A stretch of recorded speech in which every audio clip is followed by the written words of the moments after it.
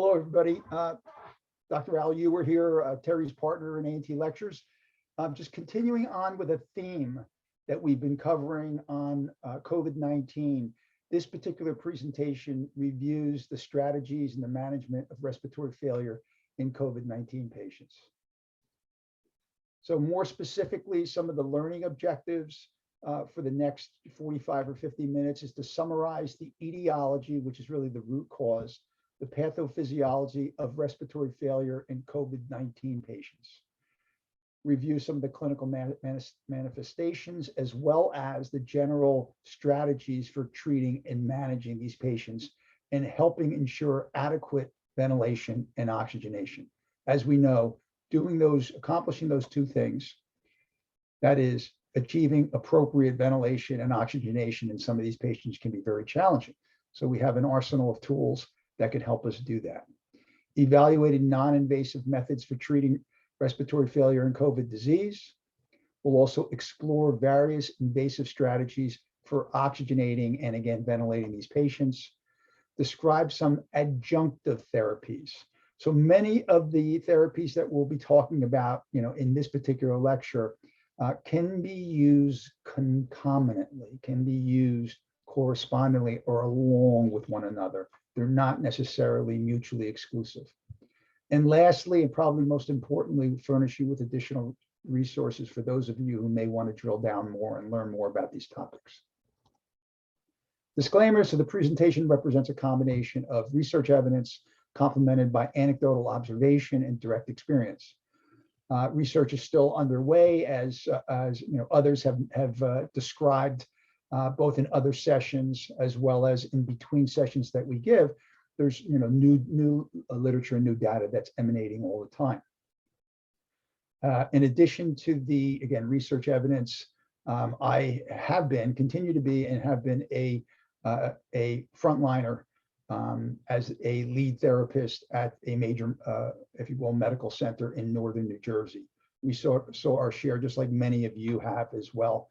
So I've kind of, if you will, combined the research evidence with what I've directly observed, as well as what I've garnered from my respiratory physician and nursing colleagues. So the risk factors, just a quick kind of overlap with some of the other material that's been covered in related lectures on COVID-19. So some of the, again, the risk factors for serious disease include heart disease, cancer, COPD, type 2 diabetes, severe or notable morbid obesity, where someone's BMI or body mass index would exceed 35 to 40. Chronic kidney disease, sickle cell disease, and those who have weakened immune systems. The other main issue with weakened immune system isn't just in the response, if you will, to defend against COVID-19 for those who are infected, but also the response or muted response to the vaccine as that has been developed and has been, obviously released and approved for emergency use, as well as imminently approved for, for more widespread use. So those that have weakened immune systems often do not respond, do not build antibodies like an otherwise healthy individual would who's been vaccinated for COVID-19. What we have found is, both anecdotally and the evidence is, males tend to get it more. They get more severe disease. Obese, severely morbidly obese males, even worse yet. Those of a, minority extraction, so particularly Latino is a bad combination, as being male, morbidly obese, and Latino. I don't mean to just focus on these folks alone, but that's, that, if you will, combination of risk factors seems to be particularly notable, and individuals with them seem to be particularly vulnerable. Other conditions which may increase the risk of serious illness with COVID: asthma, liver disease, and again, some of the other issues and conditions that are listed on this slide. Etiology, and I know that, again, some of our related lectures have talked about this, but the individual is in fact infected. What we know about the Delta variant is the unfortunate reality is that it seems to be exponentially more contagious than the original strains. Initially, the thought was that the Delta variant was potentially less virulent. We're unsure on that because some of the individuals that are actually being infected with it have had vaccines, have had monoclonal antibody infusions and things along those lines. So at this stage, it's a little bit unclear as to whether or not it is more or less of the same virulence, but we know it's much, much more contagious. Virus appears to spread easily amongst people, but against the more recent variants seems to be particularly concerning in this regard. Data has shown that it spreads from person to person, mainly via droplet among those in close contact. So individuals that are closer than 6 feet or about 2 meters seem to be especially vulnerable. Once infected, the virus then replicates. Bear in mind that viruses are obligate, if you will, parasites. So they actually need a host to replicate. In the case of COVID-19, that host is us. It can also spread from person to person. So it looks like the indirect, through surfaces can happen, but it looks like it's much, much less common. It looks like really what we're talking about is through the inhalation route. Pathophysiology that you've unfortunately heard, read, in some cases seen, when it can actually affect, as has been covered in other related lectures, it can affect all body systems. It can affect the brain. It can affect the central nervous system, peripheral nerves, kidney, liver, etc. The heart, but also the main target that we'll focus on in this particular lecture is the respiratory system. And this image just depicts, from basically a relatively healthy alveolus to one that's infected and one with, if you will, a moderate collection of mucus and inflammation, and then one that's totally consolidated there in the bottom left. And this slide goes on to actually explain some of what's going on from a pathophysiological perspective. So what's a bit of a mystery is it's variable in terms of severity. What we know is that, in crudely put, about 2 to 3% of the cases died. Now, it does vary greatly from country to country. Some countries, such as the United States and others, are more resource rich. Okay, resource rich. Countries that don't have access to the vaccines, don't have access to mechanical ventilation, oxygen, you kind of hear and read about countries like India that are really struggling because they don't have as widespread access to vaccines, and they've had situations where they're not just running out of ventilators, but in some cases oxygen as well. So you see the case fatality rate is in that 2%, roughly 2% range. About 5% of those who are infected are critical cases. That number or percentage is coming down as more individuals get vaccinated or frankly have recovered. They have developed an immunity because they've actually directly contracted the disease and they've recovered. About 14% of the cases are severe being defined as moderate to severe hypoxemia, hospital admission, possibly an ICU admission. And then we see about 80 or 81% of the cases are mild or outright asymptomatic. You've undoubtedly seen pictures, images, otherwise. In its worst case scenario, what's notable about this postmortem, so post-death COVID lung, is it's completely, if you will, consolidated. Notice also that it looks like there's actually some bleeding there as well. So in some cases, about 20% of the cases, the severe cases, the disease comes along with, if you will, clotting disorders, prolonged bleeding times and things along those lines. In some cases, it's the opposite. So prolonged bleeding times, in some cases, it's actually blood clots. In any event, you look at this lung, it doesn't even look like, it looks like a liver. It looks like a diseased liver. It doesn't even look like it could ventilator oxygenate a patient at all. And in this case, patient actually succumbed to the disease. So some of the general clinical strategies. So now, just before we get into respiratory, so I have that in the bottom portion of the slide, okay? But the bad news is this is still threatening the lives of too many individuals throughout the world. Okay, that's the bad news. The good news is now we have a arsenal, probably at the apex of the arsenal are vaccinations. Okay, but we have an arsenal of tools in our defense. One of them, remdesivir. The reality is remdesivir seems to offer some hope to those and will curtail severe disease, but it seems to be, ironically, seems to be most effective in those with moderate to mild disease. Yes, it begs the question, would they have gotten worse and we prevented it from getting worse with the remdesivir? That possibility exists, but it's pretty robust data, and it looks like it can help those with mild to moderate disease, basically recover more quickly. It's been used, remdesivir that is, on patients that are severely ill, and it seems to really not do much at all for them. Properly timed steroids, so dextromethasone is a mainstay. For some patients who are transgressing from mild to moderate disease, it can actually stave that off. The strong suspicion is it's less the virus that people succumb to and more the inflammatory sequelae that they succumb to. So that sick lung that I just showed you in an earlier slide, some of that isn't just direct, if you will, cellular debris. Some of that is the result of, if you will, a transudate, just fluid from an inflammatory cascade that's also, filled the lung. So the steroids can really be helpful in staving that tide. Convalescent plasma is also I don't say a game changer. So I mentioned that the vaccine has been a game changer for many individuals throughout the world. Convalescent plasma has also been very, very helpful.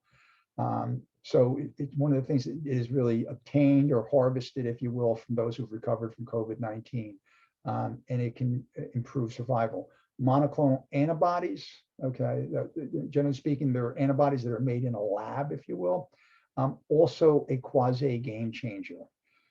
So for individuals that I mentioned that, for instance, are immunosuppressed and either can't get the vaccine or don't properly respond to it, they've been advised to have a plan in place so that if they either are exposed, a serious exposure, or they actually contract the disease, that they are infused with monoclonal antibodies ASAP. The idea is they're not going to build the antibodies necessarily on their own, or not normally on their own, but by actually infusing the antibodies, they can help, if you will, stave off severe disease. Anticoagulants, again, I mentioned that about 20 or 25 or 30% of the patients will actually develop coagulopathies. In some cases, they are their coagulation system become hyperactive, and they develop these clots, they develop PEs and other sorts of clotting disorders, and anticoagulants can actually be helpful in that. Though there was early hope for hydroxychloroquine, right? It's kind of interesting in that it's not widely used at all, okay? There are some earlier papers that say that basically smaller studies that say it can offer some benefit. Okay, I will tell you that the trend of using hydroxychloroquine has not gained momentum by any stretch of the imagination, and it's one of the arsenals, or tools in the arsenal rather, that has faded very, very quickly. As far as respiratory care, which is the emphasis of this presentation, we have low flow oxygen, we have high flow oxygen, and the other modalities that I mentioned here that I'll be describing in more detail in the ensuing slides. So low flow oxygen therapy, if you will, or non-invasive oxygen therapy, nasal cannula would be the mainstay there. Then you transgress to a Venturi mask up to as high as 50%, but it may be appropriate for patients who are basically have high minute ventilations and they need a high flow device. In some cases, places that have been reluctant to use high flow nasal cannulas, like the institution that I work for, the actual facility, because we've been a little bit inconsistent in the organization I work for. The hospital I work at, the chief medical officer made the decision we're not using non-invasive ventilation, and we're not using high flow nasal cannula. So what we've been doing non-invasively with some of these patients is putting them on a nasal cannula and a non-rebreather. So that's really, non-rebreather is actually administering, if you will, about 80% oxygen, even though we may refer to it as 100% non-rebreather. It's about 80, 82%, something along those lines. When you combine a nasal cannula with that, you can get it closer. You can get it north of 90%. Okay.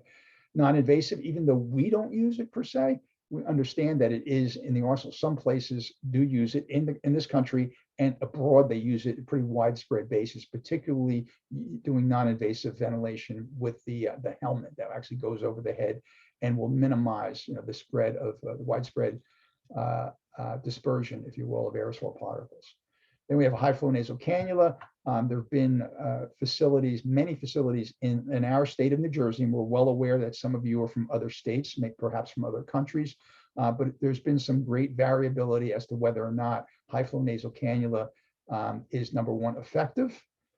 What I've heard anecdotally is it can be effective, not in all cases, but some of those patients end up being intubated, but not all. Patients that stay on high flow for several days or more, it's a poor prognosticator. If patients can be, if you will, weaned off in a couple of days, 1 or 2 days, it's a more positive prognosticator. What a lot of places have been doing in order to minimize aerosol particle dispersion is keeping, we talk about high flow, keeping the maximum flow to about 30 or 35 to lessen the dispersion. Okay, going up on the FiO2 to 100%, but keeping the flow at 30 to 35, and often requiring the patient to wear a mask in addition, obviously, to putting them in isolation. And then intubation. So we'll talk more about intubation. Should we delay? Should we not delay? It's still kind of controversial whether there's benefit to holding off. What we know, and many of you probably have seen, and those who haven't seen have read about, is for reasons we don't fully understand, that patients that have moderate to severe COVID disease and concomitant or associated hypoxemia tend to be more resistant. So their SATs, they tolerate these saturations of 85 for sometimes days, occasionally longer than a week. Okay. A few of them recover. Many of them, unfortunately, after the several days of the week, require intubation. All right. So it's just one of those things. And looking at the algorithms, there's many algorithms that exist out there. This is one example. This is probably a little bit more complex than some, but basically, if you notice in the top there, conventional oxygen therapy, and you're targeting a SAT, even in the mid to upper 80s to low 90s is acceptable. Keeping the respiratory rate hopefully less than 30, because if it's higher than that, they're probably not going to be able to keep it up for days and days and days. And then you have basically, intubation mechanical ventilation, if basically they need to be further escalated, and looking at some of your targets. Again, looking at, low tidal volume strategies. So a lot of the ARDS net strategies of low tidal volume, higher peak were used. I will tell you, they were used with only some success. So there's literature that's now emanating that's really talking about, these ventilatory strategies. And preliminarily, some of the, strategies that employed, when I say high, I don't mean high tidal volumes, but tidal volumes that were 8, 9 mLs per kg versus 4 to 6, something along those lines. The preliminary data didn't really suggest that there was a big advantage to using low tidal volumes versus, I'm going to call them moderate tidal volumes, if you will. And again, some of your targets are listed here. If the patients still continue to deteriorate, you may introduce neuromuscular blocking agents and also increasing our PEEP. And then, looking further, perhaps using an open lung strategy such as airway pressure release ventilation.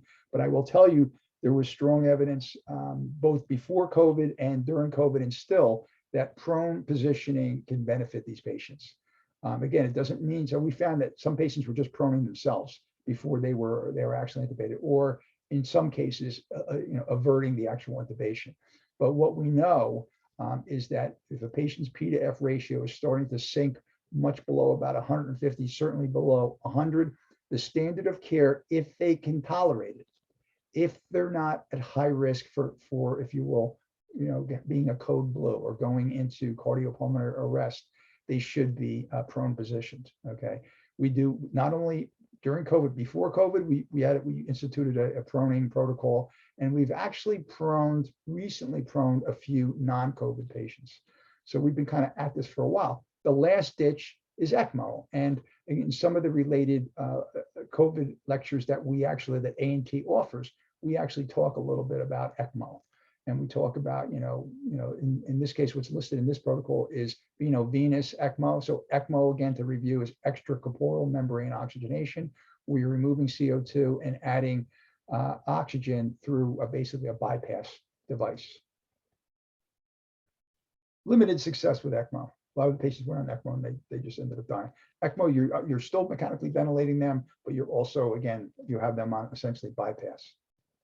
Another algorithm, again, a little bit more simplistic.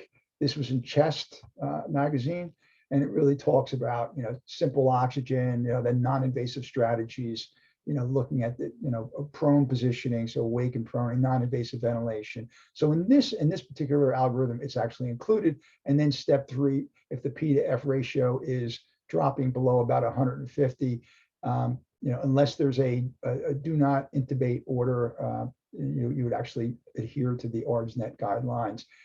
You do things like inhaled nitric oxide and certainly prone positioning as well. So non-invasive strategies, low flow. Let's go on to these. So low flow oxygen, depending upon what book you read. I'm a co-editor for Egan's Fundamentals of Respiratory Care. So if there's any nurses attending today, welcome. We're glad to have you attend. My wife's a nurse, and Egan's Fundamentals is still pretty much the most widely used respiratory care education book in the arsenal. That book basically says you can, use a nasal cannula up to 8 liters a minute, which probably is cruel and unusual punishment. Most commonly, we'll do a nasal cannula up to about 5 or 6 liters per minute, and then we'll look at other different devices. But theoretically, up to 7 or 8 liters per minute. Again, used for mild to moderate hypoxemia. In this case, focusing on COVID-19. Some of the advantages are pretty apparent: comfort, ease of use, accessibility, etc. Limitations, they're only effective in helping treat the symptoms, the hypoxemia, from mild to moderate disease. So many of these patients, as I said before, the regular nasal cannula might be used with a non-rebreather, but if the patient had mild disease, I think when our former president Donald Trump got COVID, I think he used supplemental oxygen for a day, something along those lines. But he had a more mild case. High flow nasal cannula, some of the population you're looking at more with mild to moderate hypoxemia. Devices, again, non-rebreather, high flow nasal cannula may avert intubation, mechanical ventilation in patients that are not, severe. Relatively easy to set up, whether it's a non-rebreather but high flow nasal cannula. As long as you have the device and have the circuit and the actual interface, it should be good. So it should be good, easy to set up. You should be able to set the patient up on it in literally like 5 or 10 minutes once you have the order in place. Disadvantages: may delay but not eliminate intubation is really key, particularly for those requiring high FiO2s for, when I say long periods of time, more than a couple, 3 days. Periodic checks are needed. So the problem is, that it's humidity. You got to replace the water bottle. So you got to monitor the patient. You need to go in the room with relative frequency, not every hour, but if the patient, you may have to go in, several times a shift to not only check in on the patient, but replace the water bottle. If the nasal cannula, high flow nasal cannula, becomes partially obstructed or it comes out of the patient's nose, they'll drop precipitously. They may not be able to get it back in their nose. So now you're going back into the room. There's a citation here which looked at high flow nasal cannula in severe COVID-19 disease. And the findings were that high flow may be effective, may have a role, is really what it said. However, high flow nasal cannula with oxygenation failure is also associated with a poor prognosis. So if the patient continues to be hypoxemic despite the high flow, it's not a good prognosticator. It's not a good predictor. Non-invasive ventilation, again, I alluded to this a little bit early on. A lot of places were actually using it, many places were not. And the main impetus for that was the concern with that high flow. So the typical non-invasive flow generator is achieving the pressure with very high flows. flows of 80, 100, 120 liters per minute. So you can just think those high flows that are going into the patient that we now know has COVID disease can also result in the dispersion of aerosol particles that have the COVID-19 virus, mucus and things along those lines. So the advantages may avert intubation, mechanical ventilation in these patients. Disadvantages may delay. So, similar wording to what we had for the high flow nasal cannula. Not well tolerated in some patients, just whether you're COVID or not. Interference with adjunctive therapies such as proning, oral medication, nutrition. Periodic checks are still needed. And then the clinician risk due to the potential with aerosol. So cross-contamination, if you will. There is a citation here by Henri and others. We're talking about, critical care and really looking at, compared high flow, to non-invasive. And it looked like, preliminarily high flow appears to be more dangerous with regard to aerosol dispersion and contamination of us, those taking care of these patients. Helmet, CPAP, BiPAP. So, again, this would help contain the spread, if you will, but helmet, CPAP, BiPAP is still not approved, was used kind of off-label use, but it's not approved for use in the United States at this time, at least. Notice that the citation at the bottom is the Canadian Journal of Respiratory Therapy. So they actually talk about it at length, because in Canada and in Europe and elsewhere, they do use helmet, non-invasive positive pressure ventilation. And this particular study or publication basically said it may have a role. It may have a role, but again, these were small studies, so further investigation needs to be conducted in order to confirm or refute those results. Intubation checklist. So without spending a lot of time on this, unlike whether you're doing the intubation or you're assisting with the intubation, if you've done enough of them or assisted with enough of them, you kind of have, in your brain, you have it kind of worked out. Okay. You may actually work at a facility where they actually have a checklist. With COVID-19, when you're going in the room, you're not just putting on your PPE, but you're assisting with an intubation, but you really, rather than going in and out, donning and doffing, going in and out of the room, which you might do if you're assisting with an intubation, to kind of go out and get the, once the patient's intubated, if you're alone in the unit, asking one of the other clinicians to manually ventilate and oxygenate the patient while you set up the ventilator, okay? In the case of COVID-19, you really need to have everything in the room. So it's not just your intubation equipment, it's also having, things like a difficult airway bag, at least outside of the room, and a mechanical ventilator with all the things that you need, your filters, your circuit, your suction, your end-tidal CO2 adapters and things along those lines. All of those things in the room, readily available, because you're probably going to be in that room for a good 45 minutes to an hour. So now the patient's intubated, they're on the ventilator, you come out of the room, and of course they're going to want a blood gas. So you kind of use your judgment as to whether or not you just want, if there's other legitimate things, if the nurses are repositioning the patient, you could help them do that. Once the patient is settled on the ventilator, on the initial settings, then maybe just stay in the room, do the blood gas in there. The facility I work, we use point of service analyzers. So we literally bring them in the room. Obviously, we'd wipe them out, but wipe them off before we'd leave the room. But in the case of where it's a blood gas lab, like many of you probably still use, it's the syringe, you're actually wiping the syringe down, putting it in a bag, wiping the bag down, and taking great care so that you don't result in cross-contamination. So it's a slide, but the citation is Papali and others, really in Respiratory Care Journal about a year ago, really talked about, kind of thinking in advance and having a checklist and understanding that be prepared for a difficult airway, because some of these individuals had very swollen airways. It wasn't just that they had a disease or an infection of the lungs, it was also of the, the upper airway. So in some cases, the intubations were extremely difficult. A lot of places just resorted to a rapid sequence approach, where the patient was sedated, chemically paralyzed, intubated, tube was secure, all the other good stuff. Patient was, placed on a ventilator, initial settings, ABG, lions and tigers and bears. Timing of intubation in COVID patients. So this slide really talks to intubate early or not to intubate early. That is the question, to be or not to be. So some COVID patients, I said earlier, are remarkably tolerant of moderate hypoxemia. SATs of 86, 87.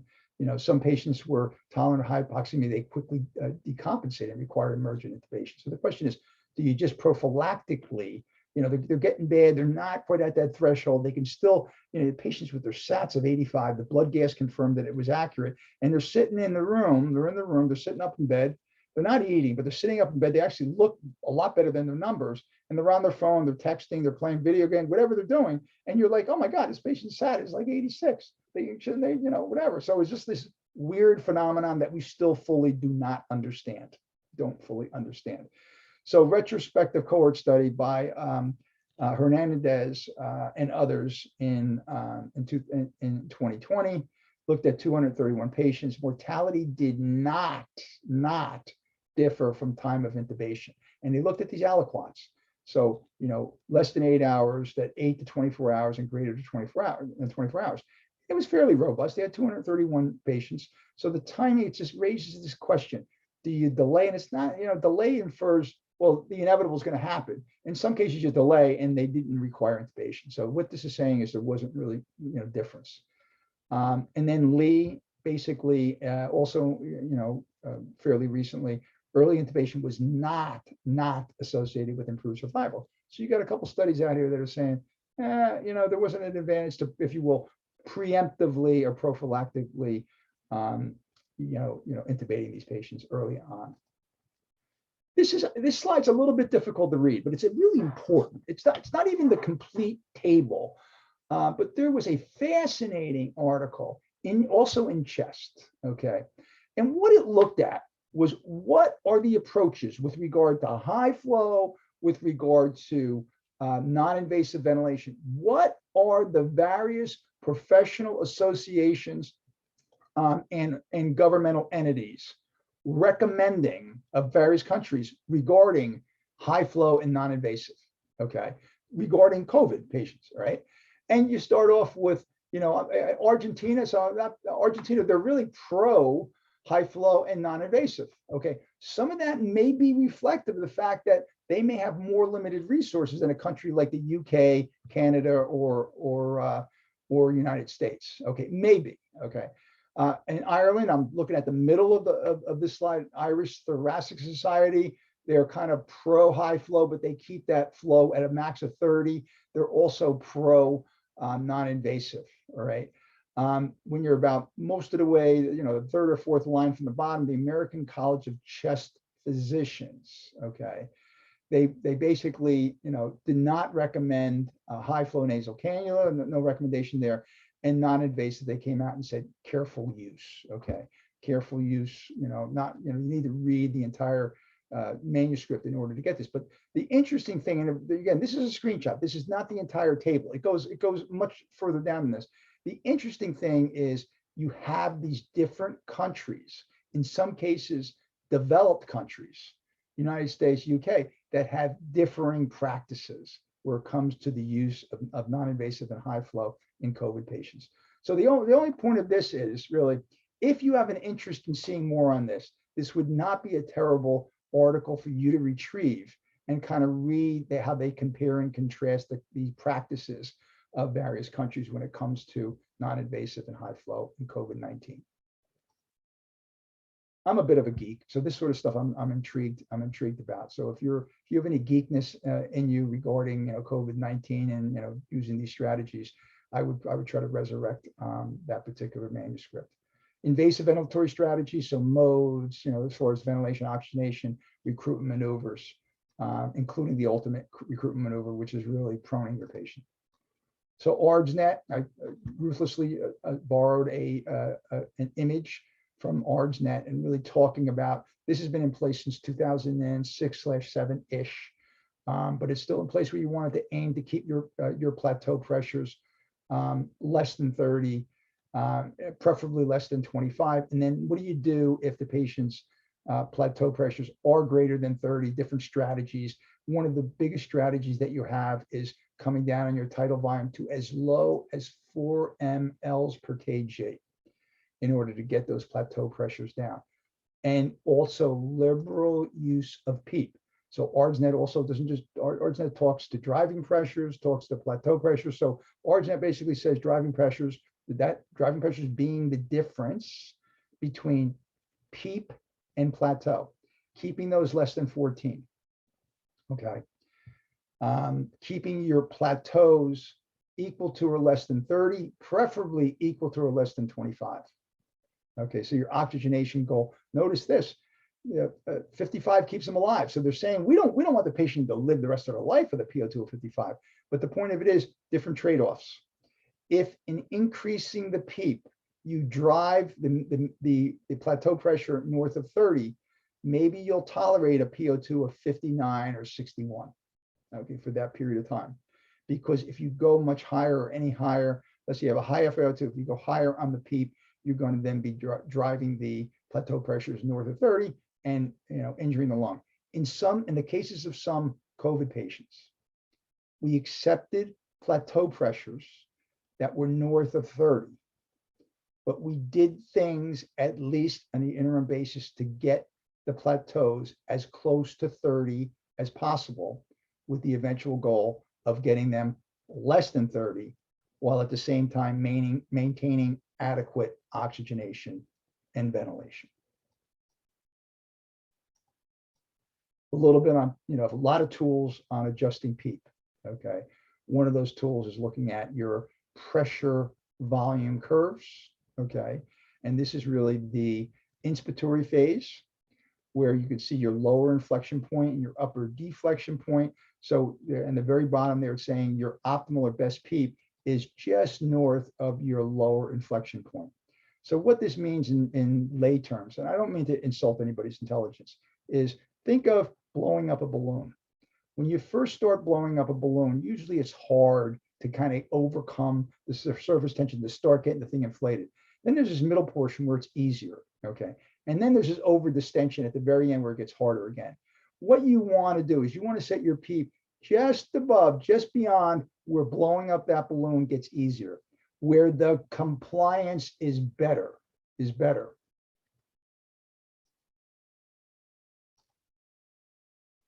So down below is too low, up top there is over distension, the beak, okay? That's your sweet spot right there. Ventilator sharing, there's so much that I could say. In another presentation I give on a frontliner's view, really talks about, my experience at the front lines in COVID-19. I basically talk about that I serve on the New Jersey Society of Respiratory Care, now as a director at large, formerly as the treasurer, okay? And when there was this talk of vent sharing, and a couple of my colleagues actually have studied this and published on it. So one of the things we were talking about at our New Jersey Society was, if you look at these setups and how they're described in the literature and how they answer questions, well, how do you deal with patients that have differing, lung mechanics, differing compliance, differing resistance? Initially, you're supposed to try to match them if you're going to do any of this ventilator sharing, but patients can recover or frankly get worse at different rates. So initially you match a patient with similar compliance and resistance. 3 days later, they're vastly different from one another. Okay. Questions like that, like how then do you manage ventilating and oxygenating one patient with two vents who are now heterogeneous from one another? They're very different. Okay. Those questions are not well answered. So what the New Jersey Society basically said to our state licensing board is, we strongly recommend against this for the following reasons, okay? And again, we also sent it out to the employers, to a lot of the hospitals in the state. It was just, we're recommending against it. It's an interesting, how do I say, theoretical process. So for bench research, it's an interesting thing to try to do, okay? I think there's a very, very, very limited amount of it that was actually done on real patients. But it was such a small amount of it that was done that it wasn't well publicized or anything along those lines. Okay, but in this particular case, there is a citation by Herman and others, shared ventilation in the era of COVID-19. So it's a theoretical consideration. Okay, the dangers and potential solutions, published in Respiratory Care. Again, more interesting theoretical concept, not recommended to actually do it. Prone positioning. So in general, the data, I have to say this, the data and prone positioning in general for patients that have poor oxygenation is immense. It's strong. The way our director of our medical ICU, Dr. Shah, explained it to me when we first put our proning protocol in place about 3 years ago. He basically said, because they had a protocol that was a lot of words. And I said, let's have a cheat sheet, a one-page cheat sheet on how to prone these patients. Okay. Number one. Number two, and I said to him, how often are we really going to be doing it? He sat me down and he said, Al, the evidence, and he goes, it's pretty new evidence. So it's not, but the evidence that's emanating now basically says, if you don't do this, okay, and you are a renowned tertiary care hospital, okay, so you're not, no offense to 150 bed hospital, I don't mean to offend anybody, but you're a renowned 6, 7, 8, 900 bed hospital that does a lot of things, including nitric oxide, including oscillatory ventilation, type of deal. If you don't have a proning protocol in place, then you're actually, it could be a risk management issue that you didn't do everything that you can do for these patients. Now, serendipitously or coincidentally, we had our protocol, our proning protocol in place a good, and I'm actually staring, a good year and a half before COVID hit, okay? And we had only prone about a half a dozen patients, quite honestly, okay? But prone, the reason why the medical director was explaining that to me was that the evidence is so immensely strong. So you can see the Muncie and other article where the citation is, prone positioning for acute respiratory distress and systematic review and meta-analysis. All it means, a systematic review and a meta-analysis, is these authors took a look at all of the studies that have been done on proning.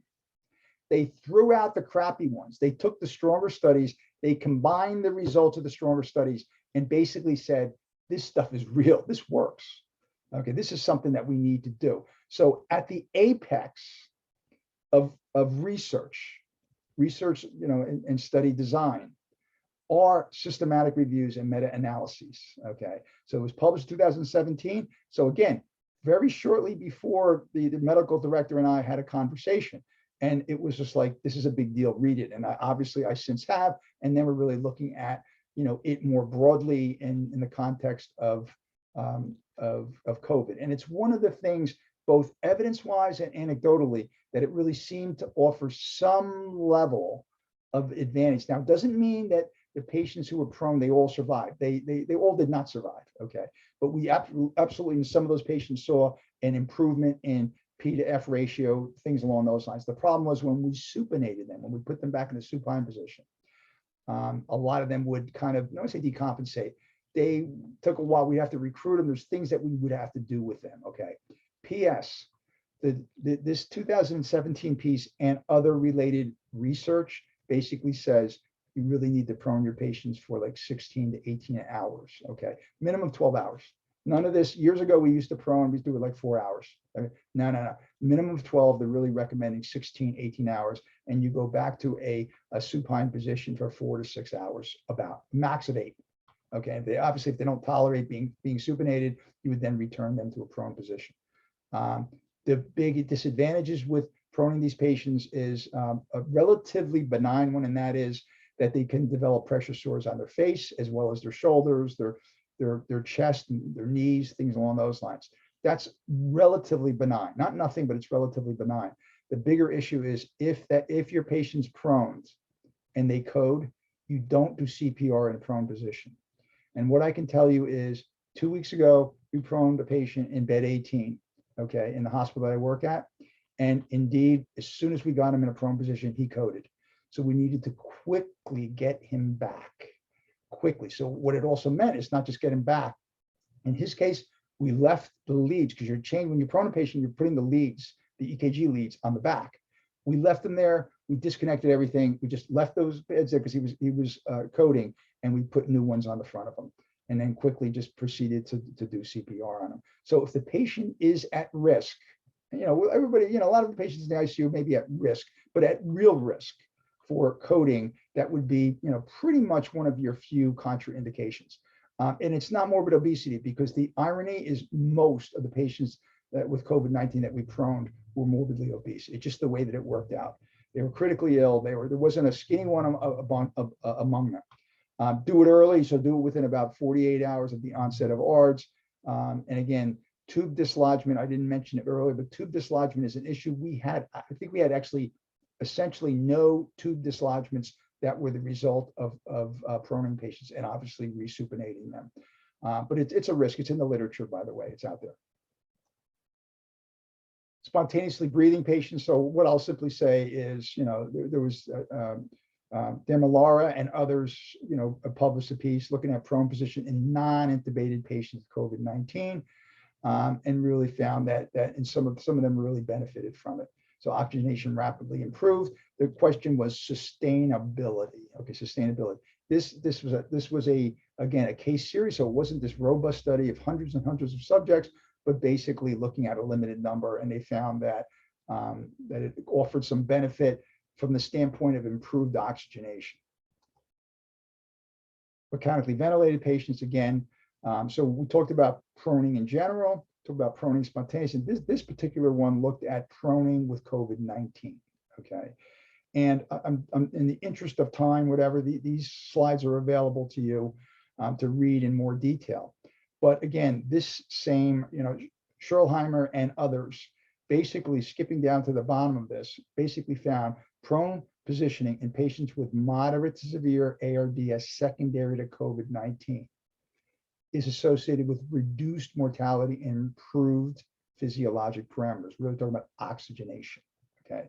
So this was one study of a whole bunch, but the proning in patients with COVID-19, the results were similar to proning ARDS, non-COVID ARDS patients, that it can offer some very real benefit.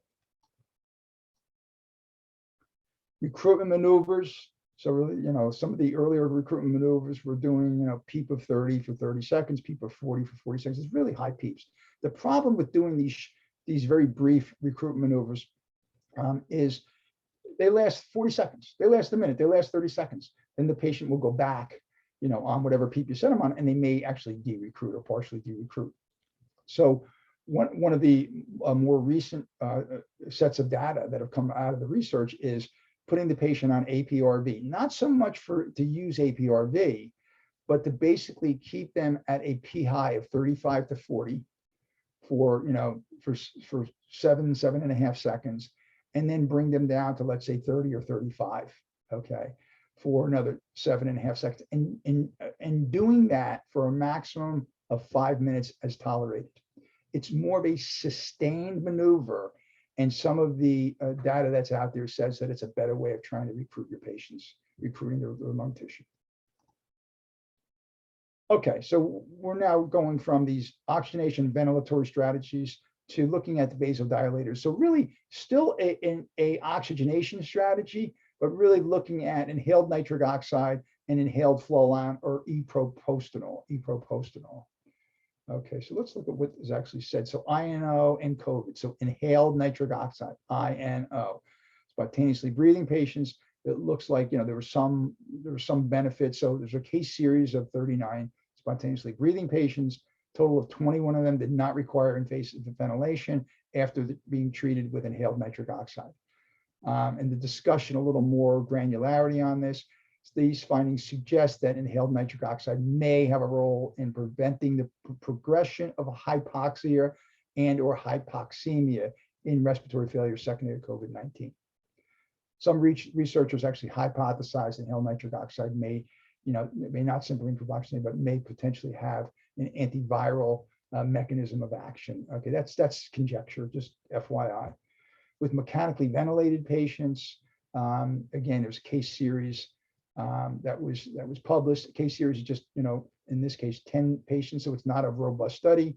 Looked at, basically international guidelines and experts in the field suggest that inhaled nitric oxide basically may have a role for COVID-19. If it works in non-COVID ARDS, maybe it'll work in COVID-19 as well.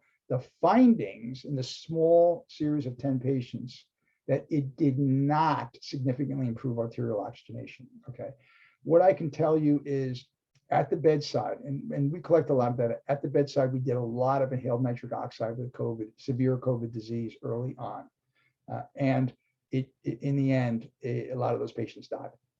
I'm talking anecdote. This is a small study, talking anecdote, but we used a lot of nitric early on in the first surge. We used very little nitric oxide, not none, when we had, or I'm not going to call it a mini surge, but we had a surge. The hospital I work at, we had 99 COVID vents in the spring of 2020. 99 COVID vents, okay, a 720 or 30 bed hospital. This past winter in our, surge or subsequent surge, we never topped 20 COVID vents. We went as high as like 18, 19, back down to 12, back up to 15. And we all thought that, oh, well, this is it. We're going to go from, 12 to 20 to 50 to, lions and tigers and bears are on. And then this citation, from Ferrari and others, inhaled nitric oxide and mechanically ventilated COVID patients, really, looked at the small case series and basically said it didn't seem like an improved arterial oxygenation or, recovery. And anecdotally, we found a similar thing at our institution. Pregnant COVID, I just threw this in, pregnant COVID patients. So one of the things that was a bit mysterious is we had some patients who were pregnant. They were in the ICU. Some of them were intubated, and remarkably, again, a small n, is they seem to do better than the general population. Okay, so that's just one observation. This particular, very small study that was done at Mass General basically concluded, and they used these high 160 to 200 parts per million. Understand, again, you guys probably do understand, but if you don't work with nitric oxide, we typically only go as high as 20 parts per million. This particular study, they went up to 160 to 200. They found that was well tolerated, and they found that it seemed to benefit these pregnant patients. So I'm putting this in here. I'm not recommending this. Okay, I'm putting it in there because it was a small study. They need more robust studies that really look at this in more detail. But a couple of things regarding pregnant women, again, they seem to do better. Okay, and there's, by the way, that's not just World According to Al, but it's also in the literature. And then there's also these kind of small studies that were done to kind of look at adjunctive therapies for them as well. Inhaled epoprostenol or Flowline. So, basically review of the pharmacological therapies basically said that Flowline should be considered. Okay, it should be considered. We used a little bit of Flowline. The problem is you're doing a, if you will, creating an aerosol. Now, if you're using a vibrating mesh, it's creating an aerosol that's not likely to have wide dispersion. Okay, the problem with when you're using Flowline is the glycine buffer is sticky. So what it means is you need to use expiratory filters in the vent circuit so that stickiness doesn't go back into the ventilator. And the problem is you need to change those filters every 2 to 4 hours. So you have issues with regard to changing the filter, meaning you got to go in the patient's room. Okay, now we were going to the patient's room, but you want to limit the amount of times the amount of time, length of time that you're actually doing that. ECMO, extracorporeal membrane oxygenation, bypassing the heart and lungs. In this case, you're probably leaving the patient on the ventilator, okay, keep the lungs expanding. But the main way that you're achieving CO2 removal and oxygenation is outside of the body, okay? In my home state of New Jersey, respiratory therapists can no longer perform ECMO. In many other states, they can within their scope of licensure. Just be aware of that.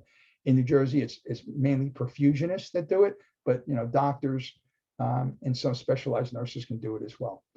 Currently, there is sufficient evidence to show that ECMO offers a clinical advantage in treating respiratory failure in COVID patients.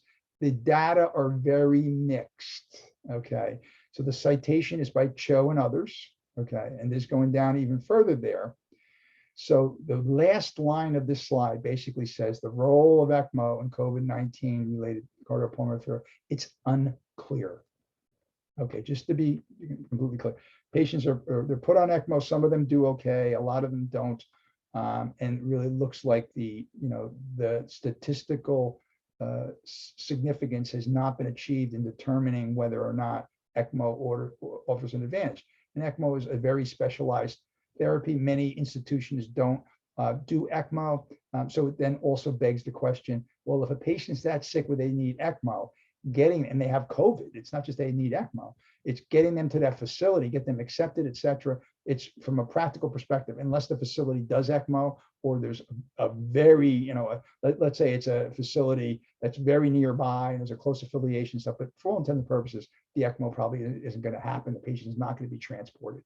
Just it's too high risk for the patient, too high risk for the team that's transporting them for the transmission of disease. Other medications, so looking at, now just kind of trying to veer a little bit away from oxygenation and ventilation, even though these medications may facilitate both of those. Okay, bronchodilators, so short-acting bronchodilators such as albuterol. What we were doing is we tried to use more like meter dose inhalers. So we didn't use as many bronchodilators. We went way down on our bronchodilator. We did PRNs, okay, accepting that these patients may wheeze a little bit, but again, trying to minimize aerosol dispersion. Mucolytics, didn't use a lot of that either. The data are not real strong to support that. Generally speaking, the target for the RAS, or Richmond Agitation Sedation Score, was, we wanted to keep them, pretty deep. So -3, -4, is where we kind of wanted them. So they were beyond moderately sedated when they had severe disease. When they were ready to be weaned, looked like their X-ray was getting better, their oxygenation, ABG was getting better. It's a different story. Then we're aiming for a RAS of 0, -1, type of deal. When respiratory failure improves and weaning is possible, then we're looking for that if you will, RAS that's closer to 0, -1. Paralyzing agents were used to facilitate synchrony and reduce ventilator pressures. Combining strategies, I alluded to this in the beginning of the presentation. So, systemic medications, antivirals, convalescent plasma. So these are medications that can be used in conjunction with the strategies that I just described regarding oxygenation and ventilation. Spontaneously breathing patient, in addition to systemic steroids, so you can have the steroids going, but also oxygen therapy, pulmonary vasodilators, prone positioning oxygen therapy, etc. So in some cases we were doing a lot. We had emerging protocols that spoke to things like remdesivir. Early on we were given a lot of remdesivir. We kind of backed off of that, but using ARDS, prone positioning, lung recruitment maneuvers, so LRMs, lung recruitment maneuvers, pulmonary vasodilators, so paralysis, a lot of things. There was a lot of resources that were thrown at these real sick COVID-19 patients. Some of their bills, and I mean this, and one of what I know is this: one of our respiratory therapists, their neighbor was in our hospital, very sick. We were proning him, giving him nitric, high peeps, very sick. He survived. Okay, he actually got some very bad bed sores. So in some cases, the bed sores it couldn't be avoided, because again, we were limiting the amount of time going in the room. They were in the bed for so long, etc. So he has some of the, if you will, residual effects that is talked about in some of our related COVID-19 lectures, if you will, long haulers. So he has some of those long hauler symptoms, but he survived. He has very good insurance through his employer, and his bill was, and somebody told me the amount, but it was several $million. His stay was about 2 months, okay? And it was in the range of like $2.5 to $2.8 million was the bill. Now, he didn't get that bill per se, but that was the total bill that was incurred. The insurance company, they probably negotiated it, but it was still an immense amount of resources that were thrown at these patients. More work to be done, so more yet to be discovered. I say to my wife, we have the Delta variant. We're talking about the Lambda variant. I was saying, what I'm fearing is not just the Delta variant, but also the Epsilon variant. And I'm saying that sincerely. These suckers, they mutate, okay? And it's extraordinarily troubling. I said it early on. It just bears repeating that, one of the many scary things about Delta is it's so much more contagious, so profoundly more contagious than some of the original strains. And some question as to whether or not initially they thought it didn't make patients as sick, but there's some questions as to whether or not that's truly the case. So you're getting a lot of patients individuals that are not vaccinated, some that are, but the ones that are vaccinated, still have pretty good protection against severe disease, even with Delta. They can transmit it. This is the trouble. They get affected and transmit it. The ones that are not vaccinated and that are otherwise prone are really getting sick. And we're starting to see numbers tick up in my institution and in local ones as well. So second bullet here is many articles were submitted. So very early on, there were articles that were submitted and published prematurely and had to be retracted. They were very weak studies that were done. And it was just like, it was a lot of conjecture. The statistical analysis was not rigorous. The review was not rigorous. And, as a result, they had to be retracted. So that third bullet there is that there were smaller studies. So some of them they didn't have to be retracted, but they were just, it was all we had. So there were articles that otherwise probably wouldn't have gotten published because they were just very small studies. Now we're starting to come out with some more of the robust studies that are out there. Can clinical strategies be combined to produce a synergistic effect? That's sort of rhetorical, but really the question is, are there synergistic strategies that are better than others? Probably, and that's still being uncovered. Is there another wave? So I say another wave, and are we better prepared? I think in some ways we are. One of the things that our institution did is they were willing to limit, not inappropriately, but limit a lot of things, including de-escalating these patients and talking to the family about, prognosticators, and the possibility of withdrawing care or not even intubating the patient. We recently, this past week, we have a couple of, last time I worked was a couple of days ago, we had 2 COVID events. We thought we were going up to 3, but the guy basically said, I do not want to be intubated because of COVID. So they just kept them on, high oxygen concentrations and continue to monitor them very, very closely.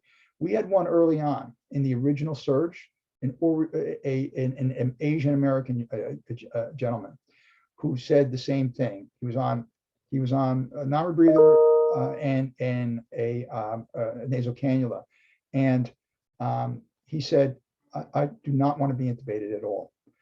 So the issue there was they didn't intubate him, and guess what? He left the hospital. He recovered. So sometimes you get surprised.